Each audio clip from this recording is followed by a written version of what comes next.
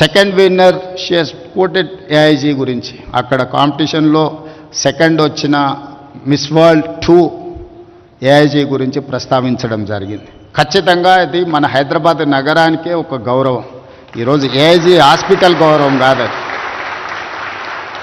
తెలంగాణ రాష్ట్రంలో హైదరాబాద్లో ఇంత గొప్ప హాస్పిటల్ ఉన్నది అని గుర్తించడం, ప్రపంచ దేశాలందరికీ తెలిసేట్టుగా వాళ్ళు చెప్పడం వల్ల మన నగరం యొక్క ప్రతిష్ట పెరిగింది. అందుకే ఈరోజు రాష్ట్ర ప్రభుత్వం వైద్యం మీద ప్రత్యేకమైన శ్రద్ధ పెట్టి కార్పొరేట్ సెక్టర్లనే కాకుండా ప్రభుత్వ రంగంలో కూడా ఈ వైద్య సహాయాన్ని అందించాలని మోర్ దాన్ 100 years హిస్టరీ ఉన్న ఉస్మానియా హాస్పిటల్ ఇప్పుడు అక్కడ బిల్డింగ్ కానీ అక్కడ ఉన్న ఇన్ఫ్రాస్ట్రక్చర్ సమస్యలను ఎదుర్కొంటుంది అని చెప్పి గుర్తించి గోషా మహల్లో 30 ఎకరాలలో 2700 బెడ్స్తోని దాదాపుగా 3000 కోట్లతోని ఈరోజు నూతనంగా ఉస్మానియా హాస్పిటల్ని మనం నిర్మించుకోబోతున్నాం, పనులు ప్రారంభించినాం. ఇది పేదలకు వైద్యాన్ని అందించడే కాదు, చదువుకునే విద్యార్థులకు చదువుకోవడానికి సరైన వసతులు కల్పించడంతో వాళ్ళు వన్ ఆఫ్ ద బెస్ట్ డాక్టర్స్గా వాళ్ళు నేర్చుకోవడానికి అవకాశం ఉంటుందని, అదేవిధంగా నిమ్స్లో కొత్తగా న్యూ బ్లాక్ను ఒక 2000 బెడెడ్తోని నిమ్స్లో ఒక కొత్త బ్లాక్ను మనం స్టార్ట్ చేసుకుంటున్నాం. అదేవిధంగా వరంగల్లో ఇంకొక 2000 బెడెడ్ హాస్పిటల్ని మనము నిర్మించుకుంటున్నాం, ఆల్మోస్ట్ కంప్లీట్ అయ్యే స్టేజ్లో ఉంది. అదేవిధంగా టిమ్స్ అల్వాల్ సికింద్రాబాద్లో అల్వాల్లో ఇంకొక 1000 బెడెడ్ హాస్పిటల్ని మనం కట్టుకుంటున్నాం. అదేవిధంగా ఎల్బీ నగర్లో కూడా ఇంకొక 1000 బెడెడ్ హాస్పిటల్ని కట్టుకుంటున్నాం. సనత్ నగర్లో ఇంకొక 1000 బెడెడ్ హాస్పిటల్ని కట్టుకుంటున్నాం. ఇవన్నీ దాదాపుగా ఒక ఉస్మానియా హాస్పిటల్ కంప్లీట్ చేయడానికి 2.5 years పట్టొచ్చు.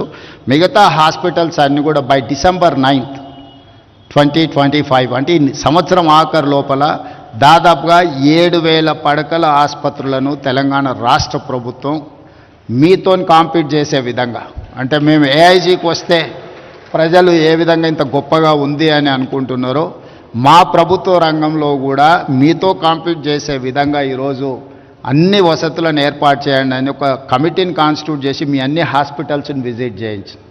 ఎందుకంటే చాలామందికి గవర్నమెంట్ హాస్పిటల్కి వెళ్ళంగానే ఇంకా ప్రాణాలు పోతాయేమో, గవర్నమెంట్ హాస్పిటల్కి వెళ్ళడం అంటే బ్రతకడానికి కాదు చావడానికే వెళ్తున్నామేమో అని ఒక అభిప్రాయం చాలామందిలో నాటుకుపోయింది.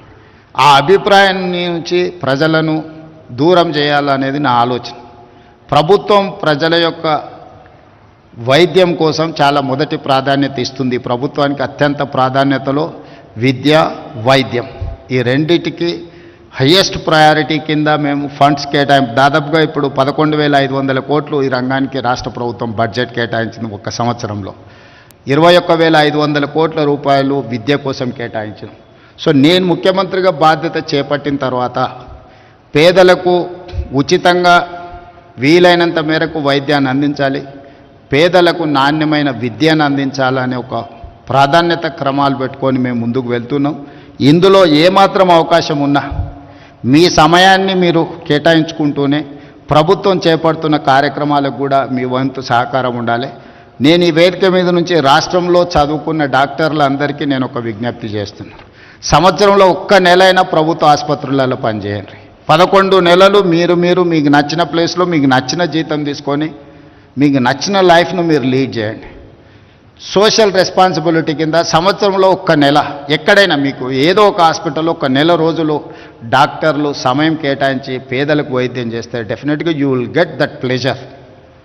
మనం ఒక వృత్తిలో మేము పబ్లిక్ లైఫ్లో ఉన్నప్పుడు చాలా రకాల పనులు చేస్తుంటాం, కానీ జాబ్ సాటిస్ఫాక్షన్ కోసం, పర్సనల్ సాటిస్ఫాక్షన్ కోసం కొన్ని సెలెక్టెడ్గా కొన్ని పనులను ప్రత్యేకంగా సమయం కేటాయించి పని చేస్తూ ఉంటాం ప్రజాప్రతినిధులుగా. అదేవిధంగా నేను డాక్టర్లకు విజ్ఞప్తి చేస్తున్నా, సంవత్సరంలో ఒక నెల మీ ఇష్టం ఏ హాస్పిటల్లో ఏ నెలలో పనిచేస్తారో మీరు గవర్నమెంట్కి ఇండికేట్ చేయండి.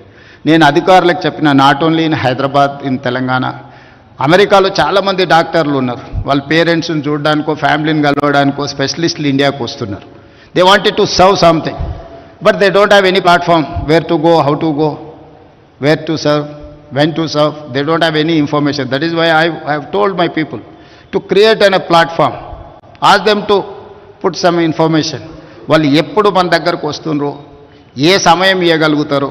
కనీసం ఒక 1 వీక్ ఇచ్చిందంటే ఆ 1 వీక్లో నిమ్స్లోనో ఉస్మానియాలోనో ఎక్కడైనా స్పెషలిస్టులు ఆ పేషెంట్లను అడ్రస్ చేస్తే వాళ్ళు అట్లీస్ట్ ఫిజికల్గా ఒకసారి చూస్తే తర్వాత ఆన్లైన్ అయినా వాళ్ళు అడ్వైజ్ చేయడానికి అవకాశం ఉంటుంది.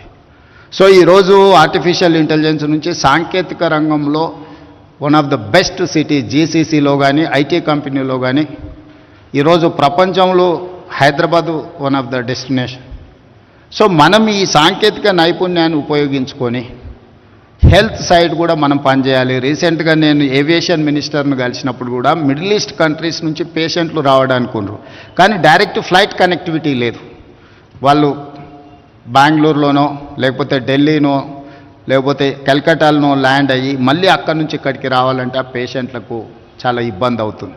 అందుకే సివిల్ ఏవియేషన్ మినిస్టర్ను నేను కలిసి మిడిల్ ఈస్ట్ కంట్రీస్ నుంచి వీక్లీ ట్వైస్ అన్న డైరెక్ట్ హైదరాబాద్ ఎయిర్పోర్ట్లో ల్యాండ్ అయ్యే విధంగా విమాన ప్రయాణ సౌకర్యాలు కల్పిస్తే హైదరాబాదులో ఇంకా మనము అభివృద్ధి చెందడానికి, ఇంకా పేషెంట్లకు ఎక్కువ సేవలు అందించడానికి సిఐఐ స్టాటిస్టిక్స్ ప్రకారము సంవత్సరంలో 2,20,000 మంది పేషెంట్స్ హైదరాబాదు నగరంలో విదేశాల నుంచి వచ్చి వైద్య సహాయం పొందుతున్నారని ఒక లెక్కలు.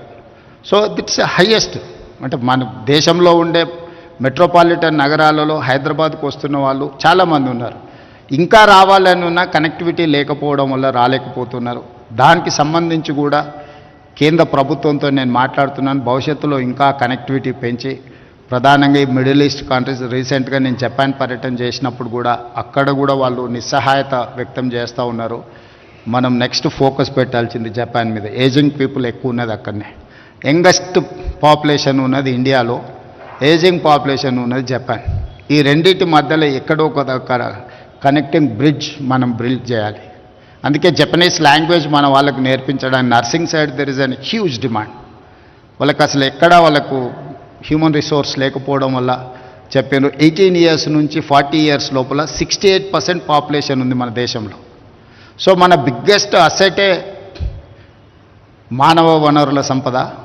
దీన్ని నిజంగా మనం సరిగ్గా ఉపయోగించుకుంటే 2047 మనం $30 trillion ఎకానమీ ఫోకస్ పెట్టుకొని వెళ్తున్నాం ఇండియా. సో అదేం పెద్ద కష్టసాధ్యమైన విషయం కాదు. అందుకే నేను ఒక విజన్ డాక్యుమెంట్లో చెప్పిన నెక్స్ట్ 10 ఇయర్స్లో తెలంగాణ స్టేట్ $1 trillion ఎకానమీకి రీచ్ అవ్వాలి, 2047కి $3 trillion ఎకానమీకి రీచ్ అవ్వాలి. ఆ గోల్ను పెట్టుకొని మనం పనిచేద్దామని. ఈరోజు 2.5% పాపులేషన్ మనం ఉంటే 5% జీడిపి కాంట్రిబ్యూట్ చేస్తున్నాం మన దేశంలో. మనం తెలంగాణ స్టేట్ పర్ క్యాపిటాలో highest individual per capita Telangana state. Self revenue రిసోర్సెస్లో మనమే ఇండియాలో నెంబర్ 1. లా అండ్ ఆర్డర్లో ఇండియాలో మనం నెంబర్ 1. డ్రగ్స్ కంట్రోల్ చేసిన దాంట్లో ఇండియాలో మనం నెంబర్ 1. సో అన్ని రంగాలలో తెలంగాణ రాష్ట్రము. రీసెంట్గా మా కమిషనర్ సివి ఆనంద్ గారు దుబాయ్లో ప్రపంచ దేశాలు అన్ని కూడా డ్రగ్స్ కంట్రోల్ దాంట్లో కాంపిటీషన్స్ పెడితే హైదరాబాద్ నగరం తెలంగాణ స్టేట్ ఫస్ట్ వస్తే దుబాయ్లో వెళ్ళి అవార్డుని మా CV Anand Hyderabad commissioner receive చేసుకోవడం జరిగింది. ఇవన్నీ సక్సెస్ స్టోరీస్ మన దగ్గర ఉన్నాయి, కానీ ఇది ప్రపంచంలో ఇంకా మనం బ్రాండింగ్ చేసుకోవాల్సిన అవసరం ఉంది. దూర దేశాలకు భారతదేశం అంటే ఒక వెనుకబడిన దేశం అన్నట్టుగా ఏదైతే ఒక ఇంప్రెషన్ ఉందో దాని నుంచి బయటికి తీసుకురావాల్సిన అవసరం ఉంది. మనం ఇంకా బాగా అభివృద్ధి చెందాలి. అందులో ఏఐజీ పాత్ర ఉండాలి. డాక్టర్ నాగేశ్వర రెడ్డి గారు ఈ దేశానికే గర్వకారణమైన గొప్ప వైద్యుడు. వారు హైదరాబాద్లో ఉండడం ఈ ప్రాంతంలో, ఎందుకంటే వారికి గొప్ప గొప్ప ఆఫర్స్ వచ్చినాయి. నాకు తెలుసు వారికి వచ్చిన ఫైనాన్షియల్ ఆఫర్స్ ఏమున్నాయి, అవన్నీ కూడా కాదనుకొని వారు ఇక్కడ ఉండి ఈ రాష్ట్రంలో ఈ ప్రాంత పేదలకు సేవలు అందిస్తున్నారు.